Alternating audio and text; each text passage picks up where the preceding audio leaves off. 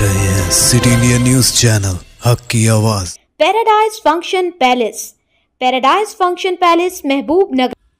रुकन असम्बली महबूब नगर एनएम श्रीनिवास रेड्डी ने क्रिश्चियनपल्ली में एमवीएस कॉलेज के अहाते में वाक़ social welfare boys hostel SC के दौरे के दौरान तलबा को तालीम और ज़ाती मकासद पर तवज्जो मरकूज़ करने की तरग़ीब दी। रुकन असम्बली ने तलबा के साथ नाश्ता किया और हॉस्टल के हालात और सहूलियात का जायज़ा लेने के लिए हॉस्टल और किचन का मुआयना किया। उन्होंने तलबा को यकीन दिलाया कि उनके लिए तमाम बुनियादी सहूलियात मुहैया की जाएंगी और हॉस्टल वार्डन को मुसाबक़ती इम्तिहान के लिए ज़रूरी किताबों की फहरिस्त तैयार करने की हिदायत दी। रुकन असम्बली एनएम श्रीनिवास रेड्डी ने कहा कि तेलंगाना तहरीक रियासत के नौजवानों के रोशन मुस्तकबिल को महफूज बनाने के लिए थी। उन्होंने कहा कि मौजूदा हुकूमत तालीमी निज़ाम को बेहतर बनाने के लिए मुसलसल कोशां हैं और इस बात पर जोर दिया कि सरकारी इदारों से तालीम हासिल करके भी सरकारी मुलाजिमतों में कामयाबी हासिल की जा सकती है। उन्होंने तलबा पर जोर दिया कि वो अपने वक्त का मुअस्सर इस्तेमाल करें और लापरवाही से बचें, क्योंकि मौजूदा वक्त की अहमियत को समझना कामयाबी के लिए कलीदी है। रुकन असम्बली ने रज़ाकाराना खिदमत के तहत हॉस्टल के अहाते में सफाई मुहिम चलाए और पौधे लगाए और सदर नशीन बल्दिया आनंद गौड़ ने हॉस्टल के मसाइल के हल के लिए यकीन दहानी कराई। इस मौके पर नायब सदर नशीन बल्दिया Shabbir Ahmed, library chairman Mallu Narasimha Reddy, municipal councillors, DCC general secretary Siraj Qadri, town working सदर ख्वाजा अजमत अली, मोहम्मद मुईस और दीगर शख्सियात भी मौजूद थी।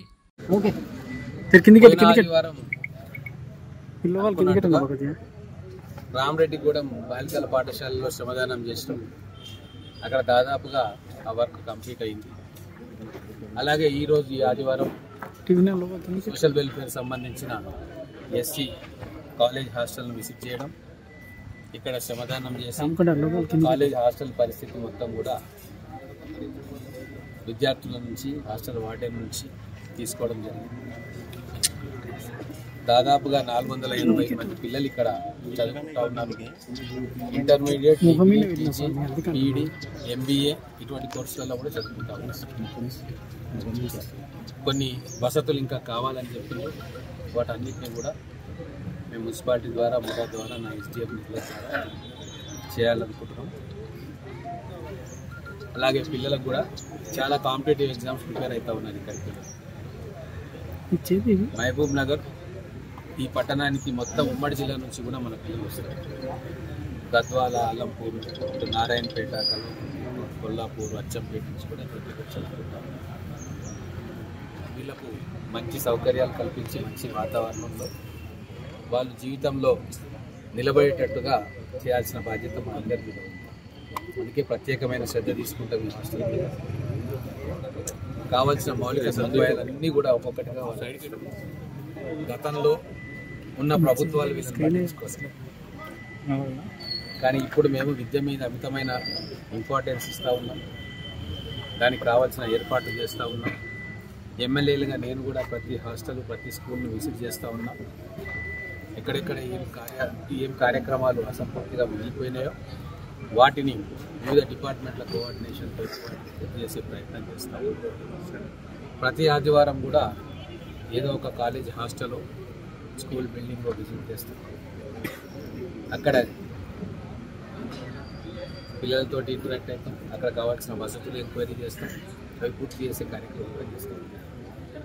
ముఖ్యంగా ఈ హాస్టల్ చాలా ఇంపార్టెంట్ కాబట్టి మన చైర్మన్ గారికి కూడా బాధ్యత అప్పచెప్పినాం. వారి హాస్టల్ పర్యవేక్షణ కావచ్చు, మధ్య మధ్య వచ్చి చూడడం, వాళ్ళకి ఏమైనా ఇబ్బందులు ఉంటే మా దృష్టికి తీసుకురావడం, మున్సిపాలిటీ నుంచి ఏమన్నా సహాయ సహకారాలు కావాలంటే కూడా చేయడం, ఇవన్నీ కూడా వాళ్ళు కోఆర్డినేట్ చేస్తారు. అట్టనే ఇక్కడ పట్టణంలో ఉన్న హాస్టల్స్ అన్నిటికి కూడా మా సీనియర్ నాయకులు, అధికార హోదాలో ఉన్న వాళ్ళని కూడా ఒకరిని పెడతారు ఇన్ఛార్జ్. మా లక్ష్మణ్ యాదవ్ గారు ఇంకో హాస్టల్ ఇన్ఛార్జ్గా ఉంటారు. అంటే ఇన్ఛార్జ్ అంటే అక్కడ పరిస్థితులన్నీ ఆకలింపు చేసుకొని ఎట్లా చేయాలనేది నాకు రిపోర్ట్ ఇవ్వడం, కలెక్టర్ గారికి ఇవ్వడం, అవన్నీ చేస్తాం. ఖచ్చితంగా ఈ రాబోయే 4 సంవత్సరాలు విద్యకు, ఉపాధికి తెలంగాణలో స్వర్ణయుగంగా గౌరవ ముఖ్యమంత్రి గారు ఈరోజు సామాన్యుల పక్షాన నిలబడ్డారు. మా ప్రభుత్వం కూడా పేద బహుజన వర్గాల కోసం వాళ్ళ బిడ్డల చదువు కోసం కమిట్మెంట్ తోటి ఉంది. ఖచ్చితంగా 10 సంవత్సరాల్లో జరిగిన లోటుపాట్లను గుర్తించి అవి భవిష్యత్తులో జరగకుండా మా ప్రభుత్వం ప్రయత్నం చేస్తుంది. మేము కూడా ఇక్కడ ఎమ్మెల్యేగా ఉన్న ఈ విద్యా వ్యవస్థను ఇంప్రూవ్ చేయాలి.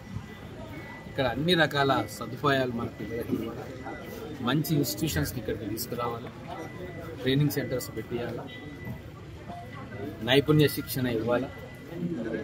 భవిష్యత్తులో మహబూబ్ నగర్లో ఒక ఎడ్యుకేషన్ హబ్గా తయారు చేయాలి, నాలెడ్జ్ హబ్గా తయారు చేయాలనే లక్ష్యంతో మేము పనిచేస్తూ ఉన్నాం. నాకు చాలామంది సహకరిస్తూ ఉన్నారు. పార్టీ నాయకులు కావచ్చు, కార్యకర్తలు కావచ్చు, అలాగే నగరంలోని ప్రముఖులు కావచ్చు. అందరం కలిసి ఒక ఉద్యమంలాగా ఈ 4 సంవత్సరాలు కష్టపడి పనిచేస్తే మంచి రిజల్ట్స్ మనకు వస్తాయి.